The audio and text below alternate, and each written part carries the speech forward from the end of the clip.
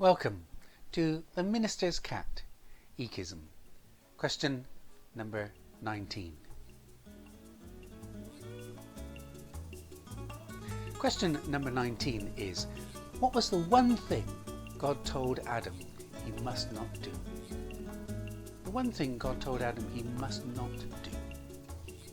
There were a number of things that God told Adam he was to do. With Eve, his wife, he was to have lots of children and grandchildren, and their family was to spread out across the world.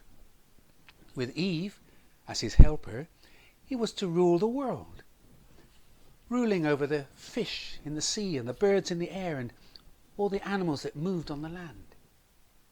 He was to work 6 days in the garden as head gardener and guardian of the paradise garden.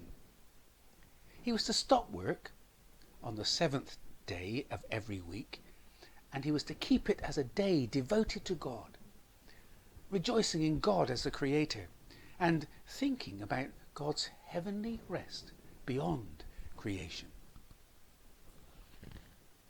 There were so many things for him to eat. With all the animals, he could eat from all the green plants and the fruit of every bush and plant and tree, soft fruit, crunchy fruit, sweet fruit, sharp fruit, juice dripping fruit, creamy textured fruit, grains, seeds, nuts, root veg, shoot veg, all veg. The whole of paradise was his own kitchen garden. There was just one thing God told Adam he must not do. The one thing God told Adam he must not do was, he must not eat from the tree of the knowledge of good and evil. Here are 3 important points to ponder.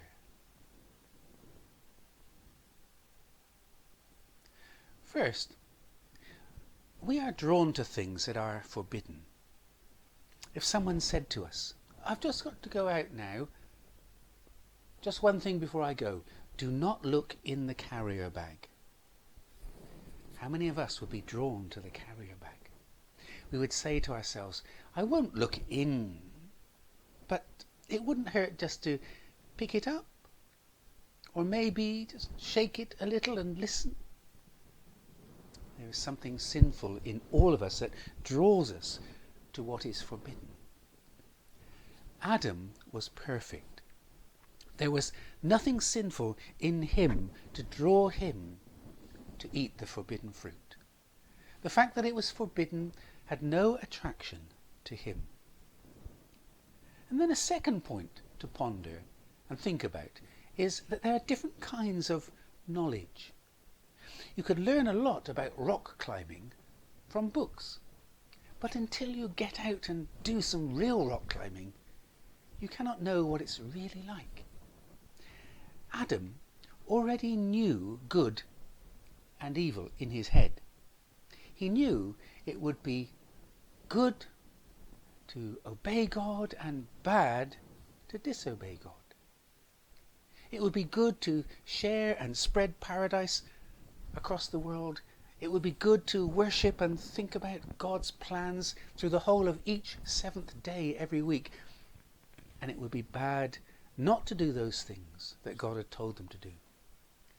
What Adam did not know was what it was to do and be good when tempted to do and be evil. Or, the other way around, what it was to do and be evil when he knew he should be good. Adam didn't have a practical knowledge of good and evil. The third thing to ponder and think about is that God forbids Adam to eat from the tree of the knowledge of good and evil as a test of Adam's real trust and obedience. It was a test that would change everything for everyone. If he passed the test, everyone would be raised higher and blessed even more. If he failed, then everyone would be brought down and ruined. What was the one thing that God told Adam he must not do? The one thing God told Adam he must not do was he must not eat from the tree of the knowledge of good and evil. It was a test that would affect everyone and everything. Here is a verse that tells us of the one thing God told Adam he must not do. Genesis 2 verse 16. You may do lots of things, but you shall not do this one thing. You may surely eat of every tree of the garden, but of the tree of the knowledge of good and evil you shall not eat. Thank you for joining me for question number 19. Join me again for question 20.